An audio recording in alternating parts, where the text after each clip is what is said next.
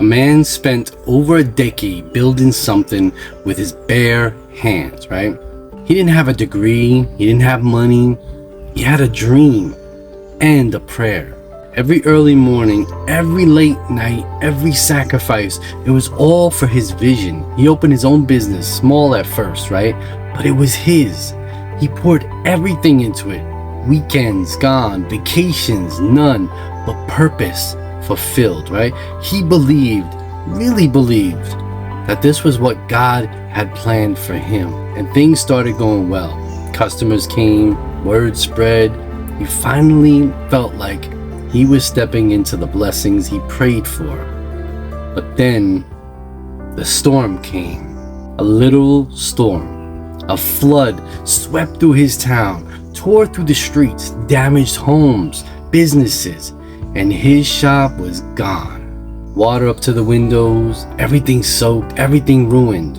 His heart broke as he walked through what used to be his dream and now looked like a graveyard of what he once built. He sat on the floor, his hands muddy, his eyes full of tears, holding a warped photo frame of his first dollar ever earned.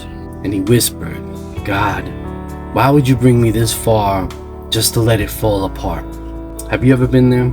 That moment when life doesn't just break your heart, it crushes your spirit. When everything you prayed for seems to fall apart before your eyes.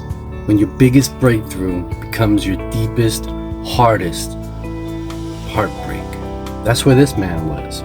And for weeks he questioned everything, right? Was I wrong about what God told me? Was this all for nothing? Did I fail? Or worse, did God forget about me? But here's what he didn't know yet. Sometimes God's greatest rebuilds come right after greatest ruins. Sometimes the storm isn't about punishment, it's preparation. Sometimes the flood isn't meant to drown you, it's meant to wash away everything that was too small for what God was planning next. You see, months passed. He filed for insurance, started again. Not with the same store, not in the same location, but with the same fire, now refined by faith. And the next step, it was the best one yet. He found a better building, a better foot traffic, better opportunities. He hired more people, created jobs. He wasn't just running a business anymore. He was building a legacy. And one day, a customer asked him, "Did you ever think about quitting back then?" He smiled. Every single day. But see, I trusted God, even when I didn't understand him. But that's what this video is about. What do you do when your life hits a wall? When the promotion doesn't happen, when the relationships fall apart, when your dreams collapse, when the plan doesn't go according to plan? See, you trust the God who wrote the plan. Let me give you something real.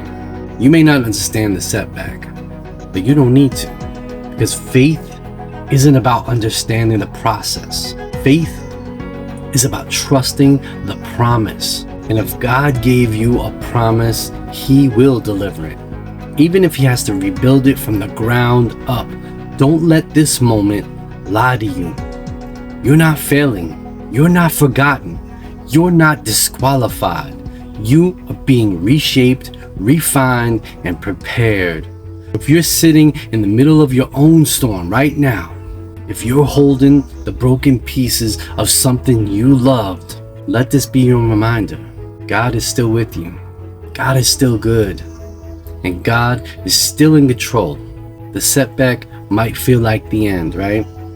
But it might just be the setup for something bigger, something stronger, something you never would have walked into if your old thing hadn't been broken.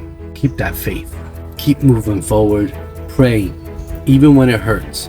Believe, even when it doesn't make sense. And keep showing up.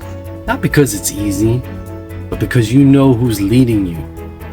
If you haven't yet, please subscribe, because we're walking through this journey together. Setbacks don't stop God's plan. They prepare you for it. Trust that. God's got you always. I love y'all. Peace.